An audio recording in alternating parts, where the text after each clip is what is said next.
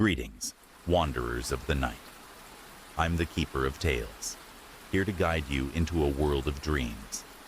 I know you've come to this video to drift off into sleep, so before we begin, give it a gentle like and join the circle by subscribing.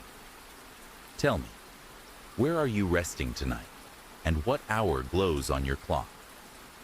Settle in, let the worries fade, and surrender to the calm. Voices on the recorder. It was a weekend hike, nothing unusual. I'd been on plenty of them before, so when my friend Mark suggested we take a quick trip to the mountains for the weekend, I didn't think twice.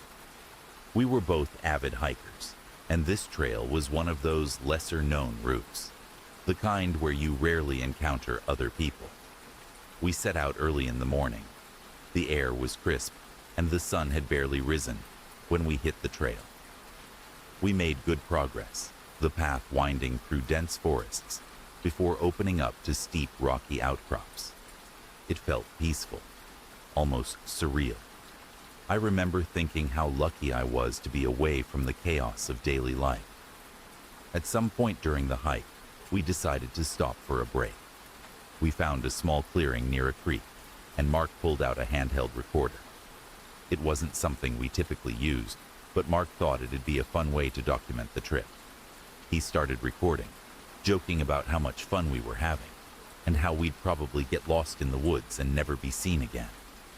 We laughed, but something in his tone struck me as odd, almost uneasy. We took a few more pictures, shared some snacks, and then continued on. It wasn't until we made camp later that evening, just as the sky turned dark, that Mark pulled out the recorder again. He played back the earlier recordings, laughing at our dumb jokes, but when he pressed play for the last clip, I froze. I didn't recognize it at first. There was no context, no laughter, just whispering. Quiet at first, like a distant hum.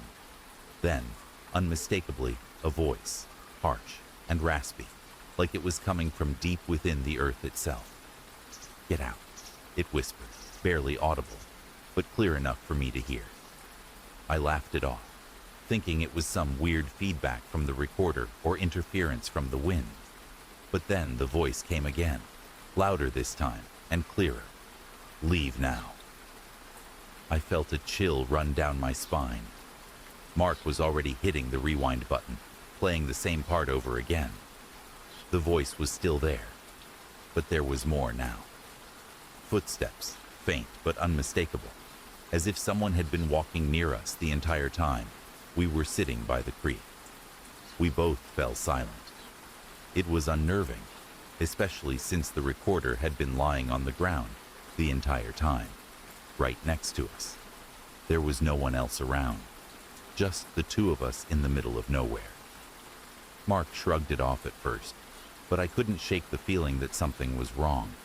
I told him I wasn't comfortable staying out there for the night, that the forest felt alive in a way I couldn't explain. But Mark just laughed again, dismissing it as paranoia. That night, we took turns keeping watch. I kept hearing noises from the trees, branches snapping, the sound of footsteps circling the camp. But every time I shined my flashlight toward the noise, there was nothing there. Just shadows, stretching unnaturally in the moonlight. The next morning, we packed up and headed back down the trail, trying to laugh off the weirdness of the night before. But something was different. The woods felt off. The air seemed heavier, like it was pressing down on us. Every turn in the trail felt like we were being watched. When we finally reached the parking lot, I felt a sense of relief wash over me. It wasn't until we were back home that I decided to check the recorder again. I didn't even have to press play. The moment I turned it on, I heard it. A low hum, followed by a voice, clearer than ever before. "Stay away." It wasn't just a warning, it was a command. I tried to erase the recordings, but they wouldn't delete. I reformatted the device, but every time I checked, the files were there. Always on the same day, always that same voice. It was almost like something was following me, reminding me that I had crossed into a place I shouldn't have been. I haven't gone back to those mountains since. I don't even go near any forests now. Every time I hear a strange noise at night or see a shadow move in the corner of my eye, I can't shake the feeling that whatever was on that recorder is still watching. And sometimes I hear that same voice, clear as day, echoing in my head. Stay away. The vanishing path of Blackthorn Moor. Nestled in the wilds of Northumbria, England, Blackthorn Moor stretches across a desolate expanse of heather and bog, where ancient standing stones cast long shadows under brooding skies. The moor is a place of whispered legends, its paths said to shift beneath the feet of unwary travelers. Locals in the nearby village of Hexham speak of walkers who strayed from the trails, only to return hours later with tales of lost time or glimpses of things that should not be. To most, the moor is a place to avoid after dusk, its eerie silence broken only by the cry of curlews and the rustle of unseen things in the bracken. In the summer of 2019, Clara Henshaw, a 29-year-old graphic designer from Newcastle, decided to hike Blackthorn Moor during a weekend retreat. An avid walker with a love for sketching landscapes, Clara was drawn to the moor's stark beauty and its reputation for mystery, which she dismissed as quaint superstition. Equipped with a backpack, a detailed map, and her sketchbook, she set out on a clear July morning, following a well-trodden path marked by weathered stones. The air was warm, scented with wildflowers, and the standing stones loomed like silent sentinels as she sketched their weathered surfaces. As noon approached, Clara noticed a narrow side path branching off into a copse of twisted blackthorn trees, unmarked on her map, but invitingly shaded. Curious and confident in her navigation skills, she followed it, expecting to loop back to the main trail. The path wound deeper into the moor, the trees growing denser, their gnarled branches blotting out the sun. After a few minutes, she stopped to check her watch. It read 12:15 p.m. But as she continued, the light dimmed unnaturally, and a chill settled over the moor, as if twilight had fallen in an instant. The path seemed to stretch endlessly, the trees closing in, and Clara's map now showed no trace of the copse or the path she'd taken. Unease crept in, but Clara pressed on, hoping to find the main trail. Then she heard it, a faint hum, like a distant chant, rising from the ground itself. The sound grew into a rhythmic murmur, words in a language she couldn't place, both mournful and urgent. Her heart raced as she noticed a flicker of movement ahead, a line of shadowy figures, cloaked in rough wool, walking in single file along the path.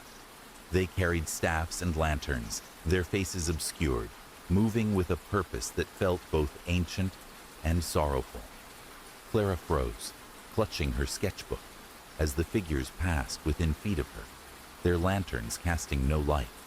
She called out, but her voice was swallowed by the hum, and the figures neither turned nor paused.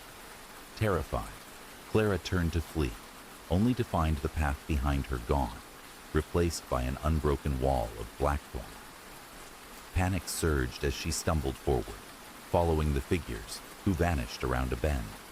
When she reached the spot, the path abruptly ended at a clearing she hadn't seen before, dominated by a single standing stone, carved with spirals. The hum ceased, and the air grew still. Clara checked her watch. It now read 6:45 p.m., though she felt only minutes had passed. Her phone showed no signal, but the timestamp on her last photo, taken at 12:10 p.m., confirmed she'd lost over 6 hours. Shaken, Clara retraced her steps, somehow finding the main trail again. She reached Hexham by nightfall, her sketchbook clutched tightly, though she couldn't recall drawing anything. At the village pub, she shared her story with an elderly barmaid, Agnes, who listened with a knowing nod. Agnes revealed that Blackthorn Moor was once a sacred site for a druidic sect, driven out in the 5th century during Christian purges. The sect's final ritual, a plea to their gods for protection, was said to have bound their spirits to the moor, their procession eternally retracing a path lost to time. Those who stumbled upon it, like Clara, were said to cross into their moment of exile, losing hours in a blink. Back in Newcastle, Clara developed her photos, expecting nothing unusual.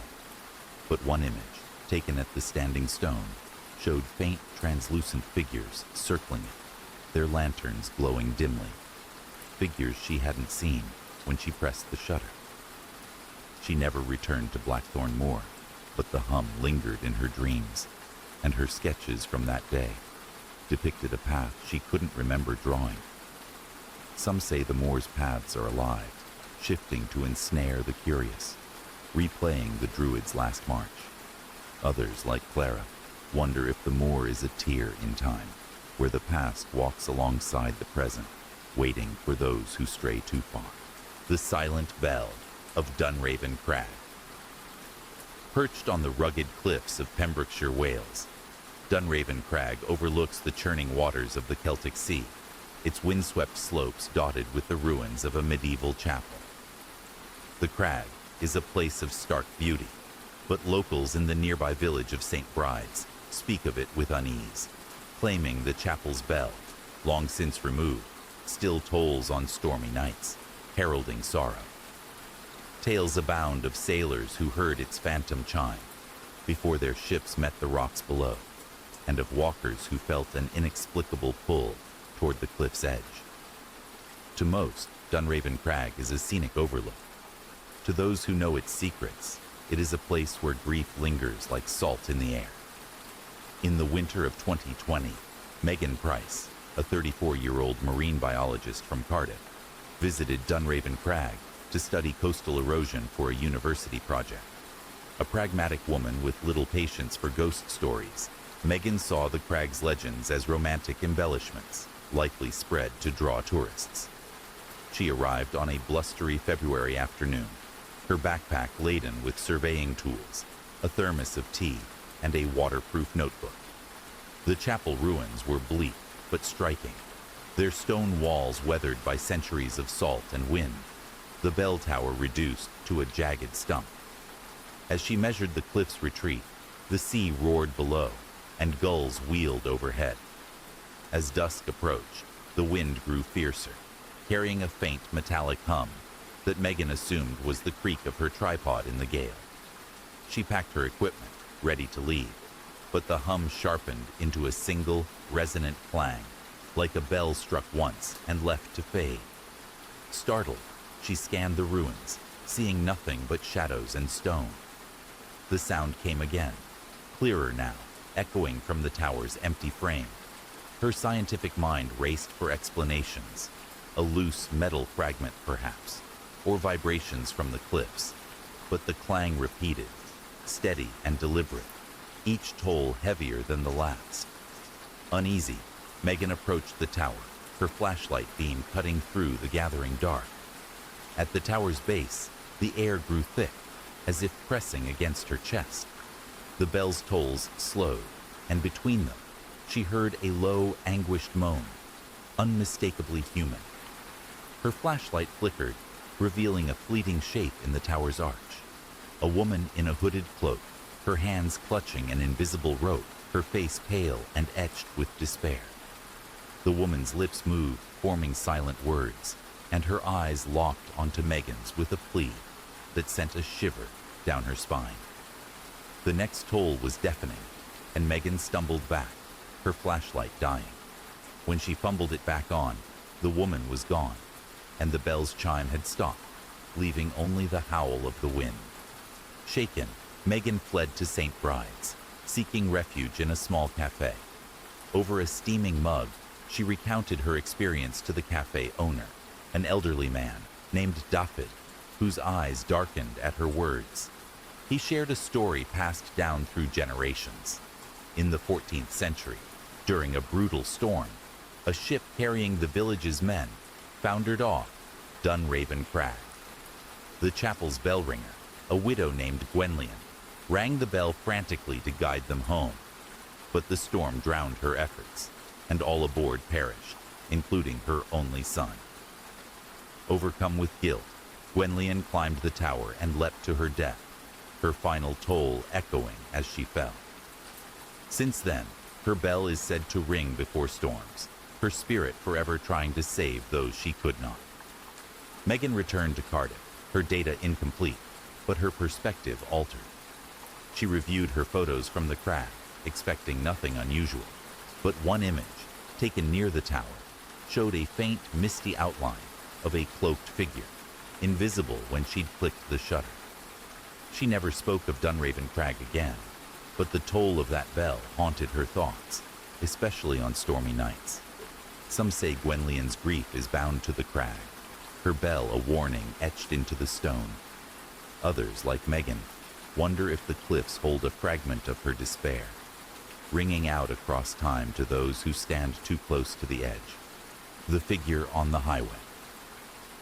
This happened last winter, when I was driving back home after visiting my parents. It was late, sometime after midnight, and the highway was almost completely empty.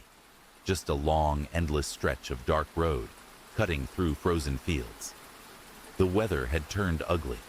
It had started snowing heavily, and the wind pushed the flakes across the road in swirling, ghostly patterns. My headlights barely cut through the storm, and I found myself gripping the wheel tighter, leaning forward, squinting into the white blur ahead. I was maybe 30 minutes from home when I first saw it. At the edge of the road, just beyond the shoulder, there was a figure. I caught it in a quick flash. A person, standing completely still in the snow. No car nearby, no movement, just standing there, staring. I felt a jolt of adrenaline, but before I could really react, I had already passed them. I thought maybe they needed help, that maybe their car had broken down somewhere behind the trees. I slowed down, debating whether I should turn around, but something about it felt wrong. I couldn't explain it. I kept driving. About 10 minutes later, I saw them again. Same figure, same spot, just off the side of the road, as if they had somehow gotten ahead of me, even though there were no exits, no cross streets, nothing but forest on either side. I was going 60 miles an hour. There was no way they could have walked, let alone run, that distance through knee-deep snow in the time it took me to get there. This time, I got a better look. They were wearing something dark, a coat, or maybe a cloak, but their face, it was pale, almost glowing against the darkness, and they were staring straight at me as I passed, not waving, not signaling for help, just standing, watching. The temperature inside my car felt like it dropped 10 degrees. I didn't slow down this time. I pressed harder on the gas, heart pounding, eyes darting between the rearview mirror and the road ahead. I kept telling myself there had to be a logical explanation. Maybe I was tired. Maybe it was a trick of the snow, the lights, my own exhausted mind. But deep down, I knew it wasn't. About 5 minutes from my town, I reached a long, curved stretch of highway where a single, battered old sign warned of deer crossing. I was just starting to relax when I saw something move ahead, something stepping into the road. For a split second, I thought it was a deer. It wasn't. It was the figure. Standing directly in the middle of my lane, arms at their sides, staring right at me. I slammed the brakes, tires screeching on the icy pavement. The car fishtailed, sliding sideways, and I gripped the wheel, trying to avoid spinning out. When the car finally skidded to a stop, I looked up, expecting to see them inches from my hood. But there was nothing there. The road was empty.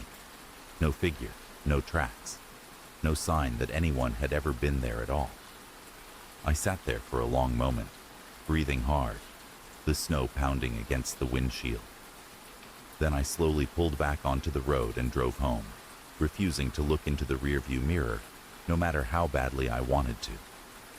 I didn't take that highway for months afterward, and sometimes, even now, when I'm driving at night, I get the feeling that someone's standing just off the side of the road, waiting, The Forgotten Feast of Hollow Vale.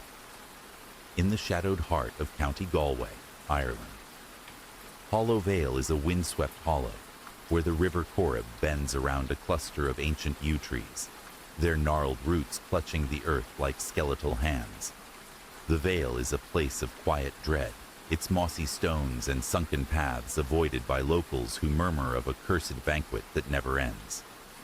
Tales persist of travelers hearing laughter and clinking glasses on moonless nights, only to find the Vale empty, its air thick with the scent of decay. To visitors, Hollow Vale is a picturesque relic. To those in nearby Ballinasloe, it is a place where the dead dine in silence. In the spring of 2022, Liam Walsh, a 42-year-old accountant from Dublin, visited Hollow Vale to settle a family matter. His late uncle had left him a small plot of land nearby, and Liam, ever practical, saw the trip as a chance to assess its value. A man of numbers, not superstitions, he scoffed at the village pub's warnings about the Vale, chalking them up to rural exaggeration.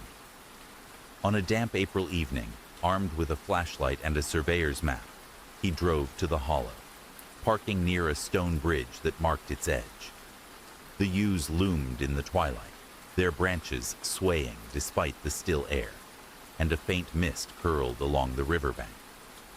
As Liam surveyed the land, noting boundaries under the beam of his flashlight, he caught a whiff of something odd. Roasted meat and spiced wine, as if a feast were nearby. Puzzled, he followed the scent toward the yews, where the ground dipped into the Vale's heart. There, beneath the trees, he saw a flickering glow, like candlelight, spilling from an open space he hadn't noticed before. As he approached, the scent grew stronger, mingled now with a sour note of rot. A low hum of voices, jovial, then strained, reached his ears, accompanied by the clatter of plates. Assuming a local gathering, Liam called out, but the sounds ceased abruptly, leaving only the river's murmur. Curiosity overriding caution, Liam stepped into the clearing. Before him stood a long oaken table, set for a grand banquet. Silver goblets, platters of steaming food, and chairs, filled with figures in tattered finery, their faces pale and hollow.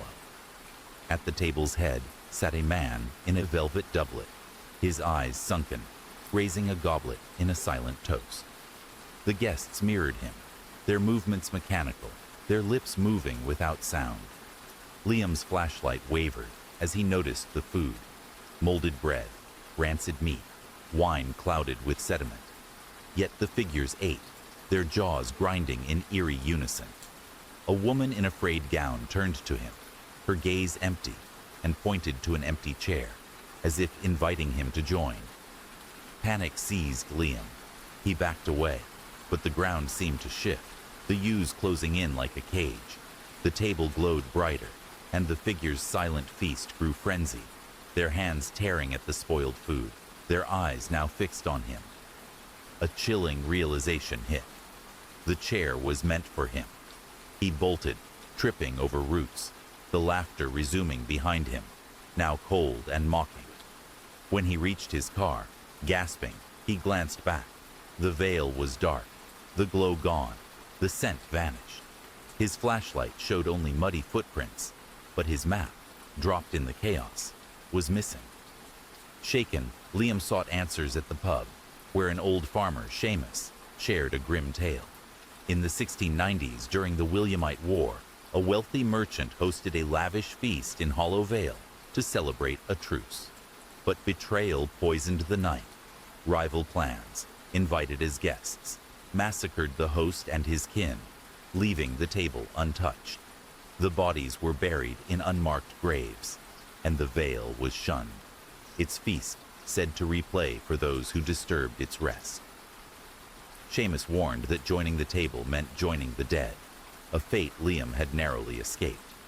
Liam sold the land without returning, but the memory clung to him. Weeks later, sorting his uncle's belongings, he found an old sketch of a banquet, the table and figures identical to those in the Vale, though the paper was dated 1701. He burned it, unable to bear its weight. Some say Hollow Veil traps the betrayed, their feast a curse that ensnares the unwary. Others, like Liam, wonder if the veil is a stage where history's wounds replay, waiting for one more guest to claim its empty seat. Whispers. Outside the tent. A couple of summers ago, I went camping with two of my friends. We picked a remote spot, miles away from the nearest town, deep in the woods where you could barely get any cell service. It was supposed to be a weekend to disconnect. Just us, a campfire, and the stars overhead. The first night went exactly like we planned. We set up the tents, cooked over the fire, told stupid stories, and laughed until our voices echoed through the trees. It felt peaceful out there, isolated in the best way. The second night was different. The air had shifted, colder, heavier. Even the woods sounded different. The usual chorus of crickets and rustling leaves had fallen almost completely silent, like the forest was holding its breath. We tried to brush it off. Maybe it was the weather. Maybe it was just in our heads. By midnight, we crawled into our tents, zipped them up, and tried to sleep. I don't know how long I lay there, staring into the darkness of the tent, before I heard it. A whisper. At first, it was so soft I thought it was the wind, just a faint hissing, weaving between the trees. But as I listened, it became clearer, distinct words, though I couldn't make out what they were saying. I sat up, heart pounding, and strained to hear. It sounded like multiple voices, low, murmuring, moving around the camp. I unzipped the tent just an inch and peered out. The fire had burned down to nothing but embers. The woods beyond were pitch black. I couldn't see anyone, but the voices were there, circling, as if a group of people was walking slowly around us. I whispered to my friends, asked if they were hearing it too. One of them, Jake, muttered something about a bad dream and turned over. The other, Sam, didn't answer at all. Then I heard footsteps. Soft at first, like someone stepping carefully through the underbrush, getting closer, closer. Suddenly, something brushed against the side of my tent, just a light touch, like fingers running along the fabric. I froze, barely breathing. Another whisper, right outside the tent now. So close I could almost feel the breath behind it. Still no clear words, just the sickening feeling that whoever, or whatever, was out there, was trying to lure us out. I clenched my flashlight, but I didn't turn it on.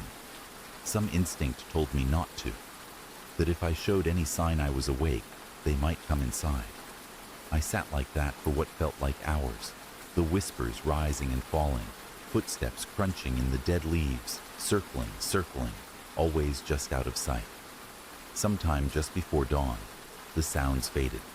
One by one, the voices drifted away, swallowed by the forest.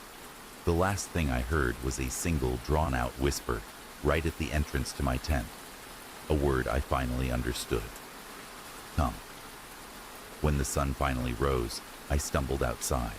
Jake and Sam were already packing, pale and shaking. They'd heard it too. We broke camp in record time and didn't speak much on the drive home. We never went back to those woods again. And even now, when the night is quiet and the wind picks up just right, I swear I can still hear those whispers, somewhere just beyond the trees. The ember glow of Raven's Tor. High in the Pennine Hills of northern England, Raven's Tor rises like a somber sentinel over the windswept dales of Derbyshire.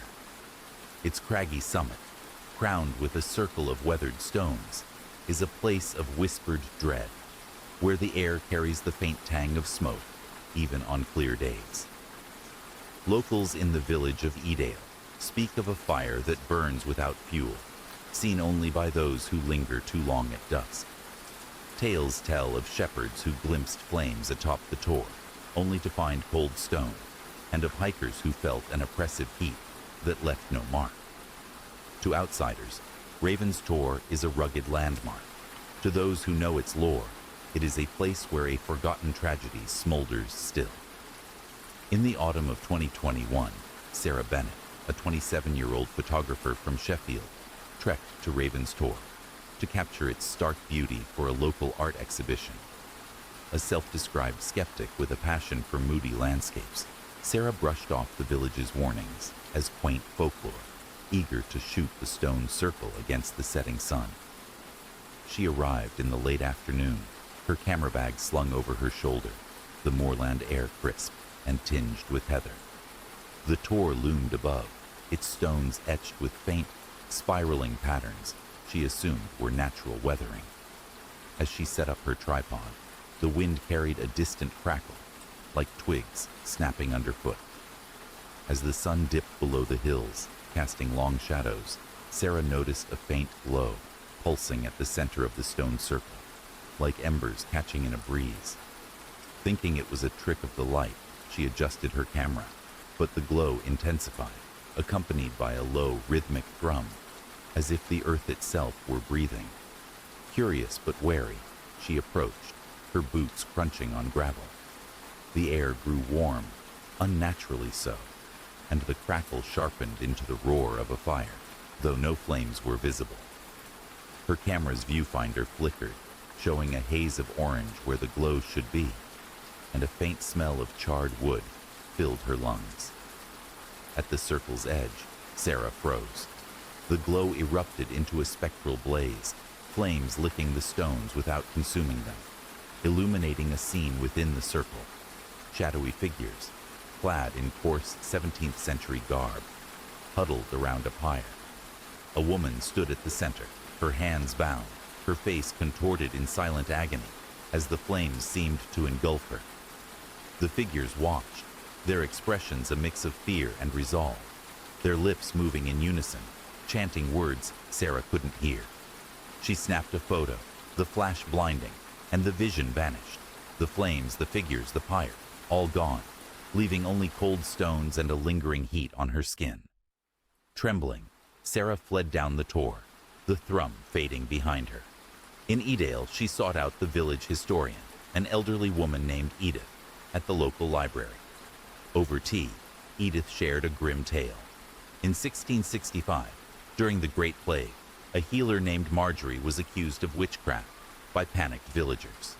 Fearing her remedies spread the disease, they burned her atop Raven's Tor, her cries silenced by the flames. The village buried the act, but the Tor, locals claimed, kept Marjorie's final moments alive, its fire flaring for those who tread too close. Edith warned that seeing the pyre meant bearing its pain, a burden Sarah now carried. Back in Sheffield, Sarah developed her photos, her hands shaking. One image, taken at the circle, showed a faint ring of flames and a woman's silhouette, though her camera had captured only stones moments before. She withdrew from the exhibition, unable to face the tor's image. The crackle of fire haunted her dreams, and she swore she felt its heat on quiet nights. Some say Raven's Tor holds Marjorie's agony, its flames a testament to her unjust death. Others, like Sarah, wonder if the Tor is a wound in time, where a single night's horror burns eternal, waiting for eyes to bear its witness. The Phantom Blade of Thornwick Hollow. Deep in the Yorkshire dales of northern England, Thornwick Hollow is a secluded valley where twisted oaks and jagged limestone cliffs guard a forgotten battlefield. The hollow is a place of eerie stillness, its air heavy with the memory of blood and steel. Locals in the nearby village of Grassington whisper of a spectral clash that echoes through the mist, the clash of swords heard when fog blankets the hollow. Tales speak of wanderers who glimpsed a fleeting duel beneath the oaks, only to find no trace of combatants. To ramblers, Thornwick Hollow is a rugged beauty spot. To those who know its past, it is a place where honor and betrayal clash eternal. In the autumn of 2022, Oliver Grant, a 39-year-old park ranger from Leeds, was assigned to survey Thornwick Hollow for trail maintenance. A stoic man with a love for the outdoors and a disdain for ghost stories, Oliver saw the local legends as fanciful tales spun to scare hikers. On a foggy October morning, he arrived with a clipboard, a GPS device, and a thermos of coffee. The hollow shrouded in a thick mist that muffled his footsteps. The oaks loomed like specters, their branches clawing at the sky, and the limestone cliffs glistened with dew. As he marked a trail, a faint metallic clink, like steel striking steel, broke the silence. Assuming it was a loose rock or a hiker's gear, Oliver scanned the hollow, seeing only fog and trees. The clink grew sharper, joined by a low grunt of effort, as if two men were locked in combat. His curiosity piqued. He followed the sound toward a clearing beneath the largest oak, where the mist swirled unnaturally, forming eddies that seemed to pulse with intent. The air grew taut, and a sharp, cold gust carried the scent of iron and sweat. Oliver's GPS flickered, its screen glitching, and the clinking became a furious clash, punctuated by a cry of rage. He gripped his clipboard, heart racing, as the fog parted to reveal a glint of metal. A sword, lying half buried in the earth, its blade etched with intricate runes. Compelled to touch it, Oliver reached for the sword, but as his fingers grazed the hilt, the clearing erupted in motion. Two figures materialized from the mist, clad in 18th century garb, one in a tattered red coat, the other in a dark cloak, their swords locked in a deadly dance. The red-coated man, his face scarred and furious, parried a blow from his cloaked opponent, whose eyes burned with betrayal. Their blades sparked, and the ground beneath Oliver trembled, as if the hollow itself were reliving their fury. The cloaked man staggered, clutching his chest, and his gaze met Oliver's, a silent accusation that froze him in place. With a final clash, the figures vanished, the sword dissolved into mist, and the hollow fell silent, the fog lifting to reveal an empty clearing. Shaken, Oliver stumbled back to Grassington, seeking answers at the village inn. There, an old blacksmith, Thomas, shared a tale of 1745, during the Jacobite Rising. Two brothers, Alistair and Duncan, swore loyalty to opposing sides, one to the crown, one to the Stuarts. Their feud culminated in a duel in Thornwick Hollow, where Alistair, the elder, struck down Duncan in a fit of rage, only to die of his own wounds days later. The brothers' swords were buried with them, but the hollow, Thomas said, replayed their betrayal for those who disturbed its peace, the blade a conduit for their unending strife. Oliver returned to Leeds, his survey unfinished, the clash of swords echoing in his mind. He reviewed his GPS data, finding a single anomaly. A brief video clip, recorded unintentionally, showing a faint blur of two figures beneath the oak, though he'd seen no one when it was captured. He avoided Thornwick Hollow thereafter, but the weight of that glance lingered. Some say the hollow traps the brothers' fury, their duel a wound that bleeds through the mist.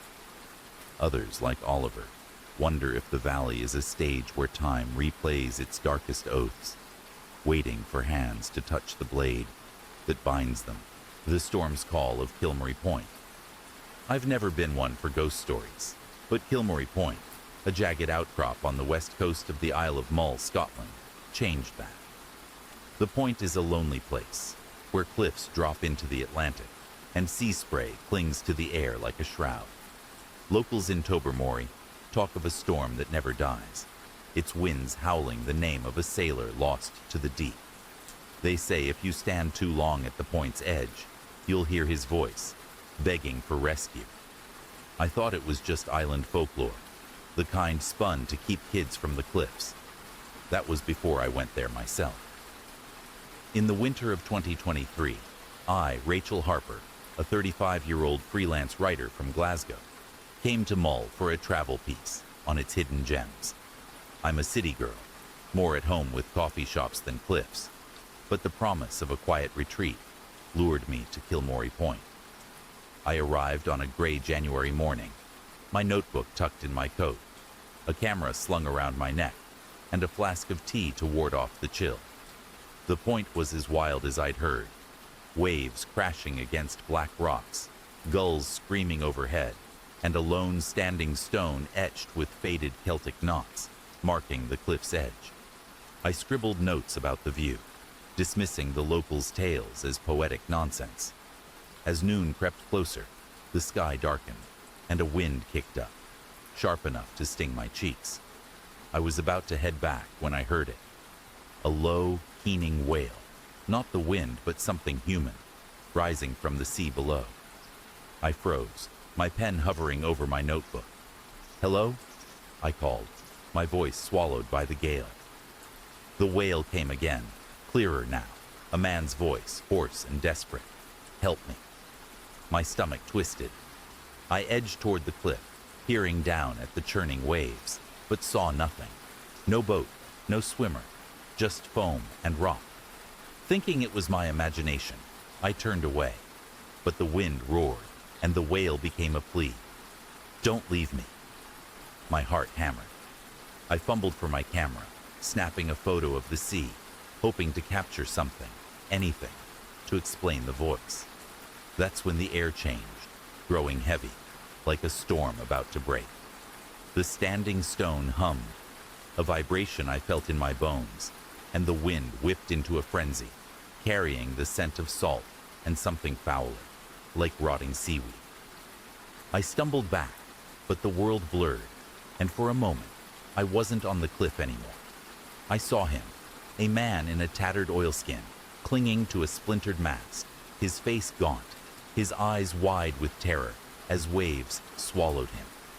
He reached out, his lips forming my name, Rachel, though I'd never seen him before. The vision shattered, and I was back on the point, gasping, the stone silent, the wind calm. I ran to my car, my hands shaking as I drove to Tobermory. At a harborside cafe, I spilled my story to an old fisherman, Angus, whose weathered face grew grim. He told me of 1879, when a fishing boat, the Island Dude, sank off Kilmorey Point in a brutal storm. The captain, Eamon, was the only survivor, washed ashore, but broken by guilt for failing his crew. He returned to the point daily, calling for his lost men, until one night he vanished, presumed drowned in his grief. Angus said Eamon's spirit lingers, his storm summoning those who stand at the point, seeking aid he can never give. Back in Glasgow, I uploaded my photos, dreading what I'd find. One image, taken at the cliff's edge, showed a faint, translucent figure in the waves, his arm outstretched, though the sea was empty when I clicked the shutter. I deleted it, unable to look at his face. I haven't returned to Mull, but Eamon's voice echoes in my quiet moments, a plea I can't answer. Some say Kilmorey Point traps his torment, its storms replaying his final call. I wonder if it's more, a crack in time where his loss reaches out, searching for someone to pull him from the deep, the midnight call. This happened to me last winter. I had just moved into a new apartment in a quiet part of the city. It was an old building, with narrow hallways and peeling wallpaper, the kind of place that felt a little forgotten by time. I didn't mind it. I liked the solitude. One night I was already in bed, trying to sleep after a long week at work. It was just past midnight when my phone rang. I remember looking at the screen, expecting to see a call from a friend, or maybe a family member. But there was no name, just a number, a string of digits that didn't look familiar at all. I hesitated before picking it up. I wasn't expecting anyone, but curiosity got the best of me, and I swiped to answer. "Hello?" I said, my voice still thick with sleep. The other end was completely silent. No sounds at all. I waited for a moment, thinking it might be a wrong number or a telemarketer. But then, I heard something. A faint breathing, slow, deep, almost like it was being forced. I froze. My heart skipped a beat. No one spoke. "Hello?" I said again, my voice now more alert, but still no response. I was just about to hang up when a whisper came through the line. It wasn't a word, just a sound. a soft, guttural hum, like someone trying to speak, but unable to form real words. I felt a chill crawl down my spine. I pulled the phone away from my ear for a second, just to make sure I wasn't imagining it. But then, there it was again.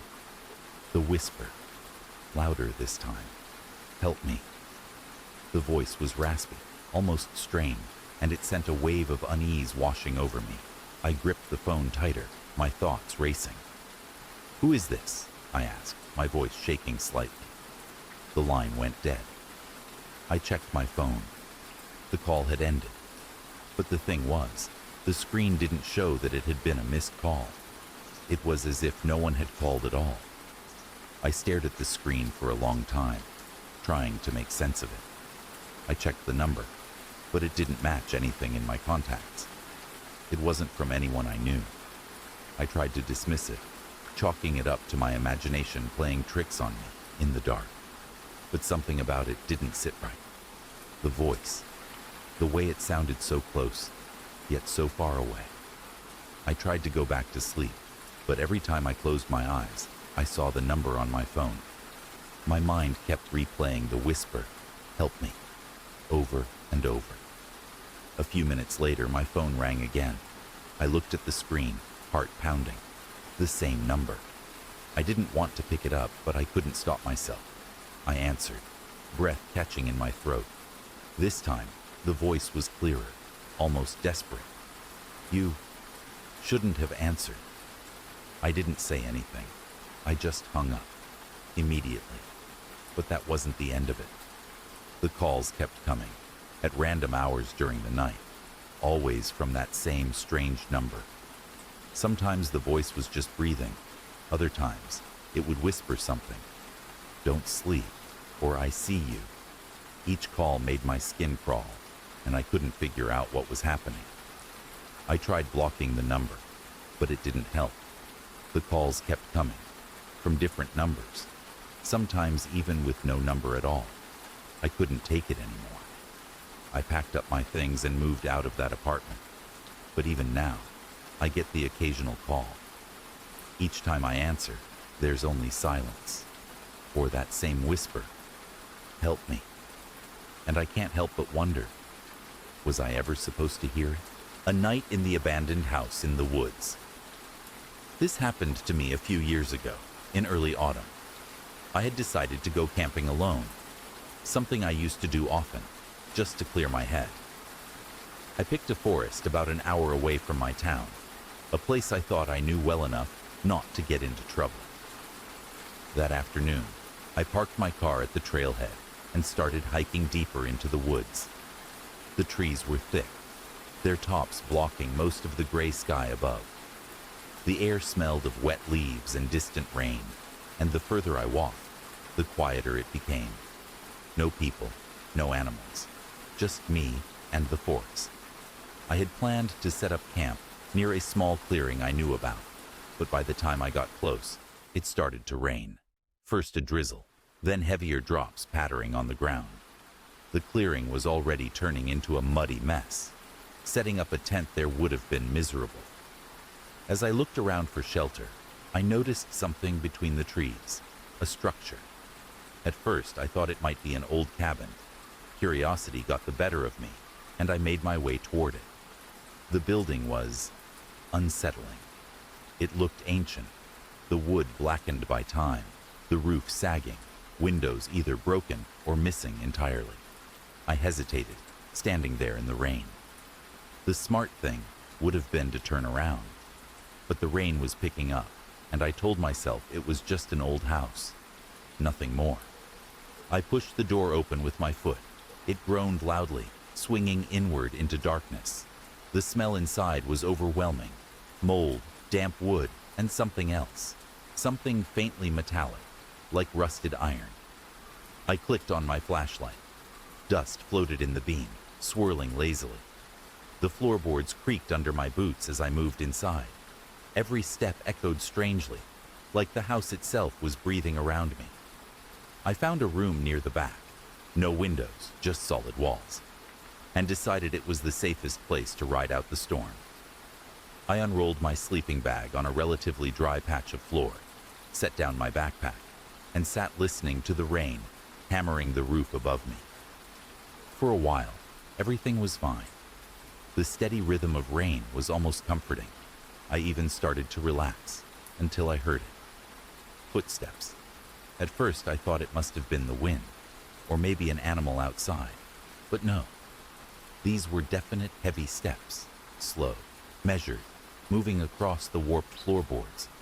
I froze, straining to hear. They came closer, then stopped, right outside the room where I was sitting. My heart pounded so hard I could hear it in my ears. I turned off my flashlight, plunging myself into complete darkness. I didn't move, didn't breathe. Something scratched at the door, not like an animal pawing. It was deliberate. Fingernails, maybe, dragging slowly from top to bottom, then silence. Minutes passed. I don't know how many. It felt like hours. When I finally dared to turn the flashlight back on, nothing was there. No one. Just the old, empty hallway, stretching into darkness. I stayed awake all night, listening to every creak, every whisper of the wind. When dawn finally came, pale and cold, I packed up my things as fast as I could and ran from that place. I tried to find that house again later, thinking maybe it had been some weird, abandoned landmark. But no matter how many times I searched those woods, it was gone, like it had never been there at all. The whispering ruins of Glenmore. In the far reaches of the Scottish Highlands, where the wind howls through jagged peaks and mist clings to the valleys, lies Glenmore, a remote glen steeped in legend. Its rolling moors and crumbling stone walls are all that remain of a village abandoned centuries ago, its name whispered with caution by those in nearby hamlets. Locals speak of strange lights flickering among the ruins at dusk, and voices carried on the breeze, recounting tales of sorrow and loss. To outsiders, Glenmore is a place of haunting beauty. To those who know its history, it is a place where the past refuses to rest. In the autumn of 2017, Ewan Fraser, a history teacher from Aberdeen, ventured to Glenmore to research a book on forgotten Highland settlements. A practical man in his late 30s, Ewan dismissed the local superstitions as colorful folklore, attributing them to the isolation of the region. Armed with a notebook, a camera, and a map, he arrived at the glen on a crisp October morning, the air heavy with the scent of damp earth and heather. The ruins were as he'd imagined, scattered stones marking the outlines of long-gone homes, a collapsed kirk, and a single intact archway, etched with faded Gaelic runes. As he sketched the archway, he felt a peculiar chill, though the sun was high and the wind still.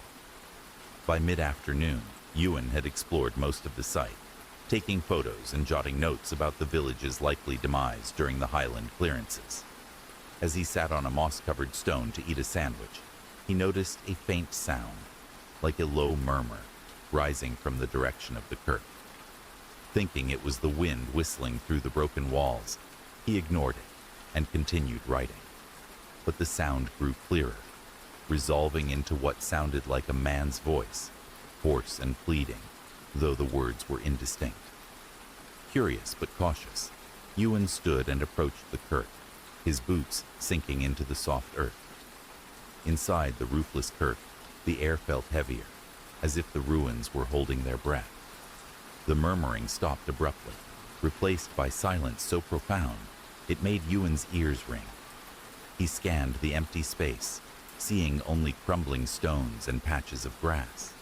Then, from the corner of his eye, he caught a flicker of movement near the altar, a shadow that seemed to shift against the light. Heart pounding, he raised his camera and snapped a photo, the flash illuminating the ruins. In that brief burst of light, he saw him. A man in tattered 18th century clothing, his face gaunt and streaked with dirt, kneeling at the altar with his hands clasped in desperation. The figure's eyes met Ewan's, wide with anguish. Before the flash faded, and the kirk returned to emptiness. Ewan stumbled back, his breath shallow. He checked his camera, but the photo showed only the altar, no trace of the figure. Convinced he'd imagined it, he tried to rationalize the experience. Perhaps exhaustion, or the power of suggestion from local tales. But as he turned to leave, the murmuring resumed, now accompanied by a woman's soft sobbing, echoing from the archway outside. Against his better judgment, Ewan followed the sound, his legs trembling. Under the archway, he saw nothing but felt an overwhelming wave of despair, as if the air itself carried the weight of unspeakable loss. Terrified, Ewan fled the glen, driving back to the nearest inn in a daze. That evening, over a pint, he confided in the innkeeper, a weathered woman named Morag, who'd lived in the area all her life. Hesitant at first, she shared the story of Glenmore's final days. In the 1790s, during the clearances, the village was forcibly emptied by landowners. A crofter named Lachlan, unable to bear leaving his ancestral home, defied the eviction orders. When soldiers came, Lachlan's wife, Elspeth, pleaded for mercy, but in the chaos, both were killed in the kirk, their bodies left among the ruins. Since then, locals claimed their grief lingered, their voices haunting the glen, heard only by those who lingered too long. Ewan returned to Aberdeen, shaken but determined to include Glenmore in his book. He developed his photos, hoping for evidence, but found only one anomaly. In the image of the archway, faint streaks of light formed the outline of two figures, one kneeling, one standing, though no such shapes were visible when he took the shot. He never returned to Glenmore, but the experience left him questioning his skepticism. Some say the glen's ruins hold an imprint of Lachlan and Elspeth's final moments, replaying their tragedy for those who tread too close. Others, including Ewan, wonder if the glen is a place where time frays, allowing the past to bleed into the present, a reminder of a sorrow that refuses to fade.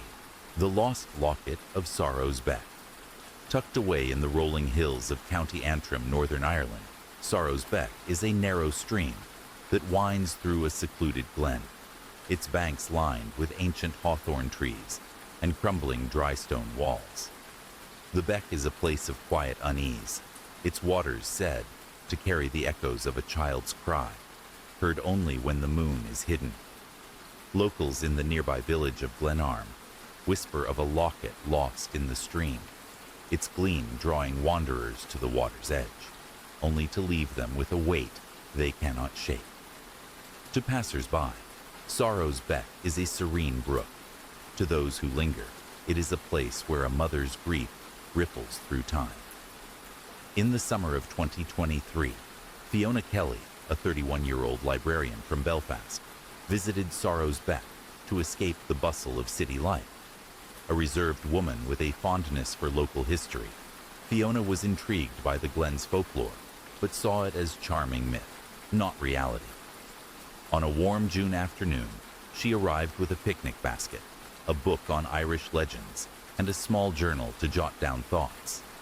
The beck sparkled under the sun, its shallow waters gurgling over smooth pebbles, and the hawthorns bloomed with creamy blossoms. Settling on a flat stone by the stream, Fiona began reading, the gentle ripple of the water soothing her nerves. As the afternoon waned, a glint in the beck caught Fiona's eye, a flash of silver beneath the surface, like a coin or jewel. Thinking it was a lost trinket, she leaned closer, dipping her hand into the icy water. Her fingers brushed something smooth and metallic, but as she grasped it, a sharp, childlike wail pierced the air, high and desperate. Startled, Fiona yanked her hand back, the object slipping away. The wail grew louder, joined by a woman's anguished sob, both sounds emanating from the stream itself. Her heart pounding, Fiona scanned the glen, seeing no one, but the air turned heavy, laden with a sorrow that pressed against her chest. Drawn by an inexplicable urge, Fiona waded into the beck, the cold biting her ankles. The glint reappeared, and this time she retrieved it. a small heart-shaped locket, its surface engraved with a Celtic knot, tarnished, but intact. As she held it, the wail intensified, and the water around her seemed to shimmer, revealing a fleeting vision. A young girl in a 19th century dress, clutching the locket, her face streaked with tears, while a woman in a shawl knelt beside her, reaching out in vain. The girl's lips moved, forming the word "Mama." Before the scene dissolved, the beck returning to its tranquil flow. Fiona stumbled to the bank, the locket clutched in her trembling hand, the cries fading, but their weight lingering in her heart. Shaken, Fiona sought answers in Glenarm, finding an old seamstress, Bridget, who knew the beck's lore. Over a flickering hearth, Bridget recounted a tragedy from 1847 during the Great Famine. A widow named Saoirse, starving and desperate, sent her daughter, Nia, to a wealthy landowner for aid, giving her a locket as a token of their bond. Nia never returned, lost to fever or worse, and Saoirse, consumed by guilt, drowned herself in the beck, searching for her child. The locket, Bridget said, was a beacon, drawing those who touched it into Niamh's final plea, a moment of loss frozen in the stream's current. Fiona returned to Belfast, the locket locked in a drawer, but its presence unsettled her. She photographed it for her journal, and one image, taken by the beck, showed a faint outline of a girl's hand reaching from the water, though no such figure was visible at the time. Fiona donated the locket to a local museum, unable to bear its sorrow, but she felt Niamh's cry in quiet moments. Some say Sorrow's Beck holds the grief of Saoirse and Niamh, its waters replaying their parting for those who find the locket. Others, like Fiona, wonder if the stream is a mirror of lost love, reflecting a moment that binds the living to the dead. And so, wanderers of the night, our tale dissolves into the shadows. The echoes of this story linger softly, like a whisper on the wind, carrying you deeper into the embrace of dreams. Rest now, beneath the watchful stars, and let the stillness cradle you until the dawn. Sleep well, my friends, until the next tale calls you back. Good night.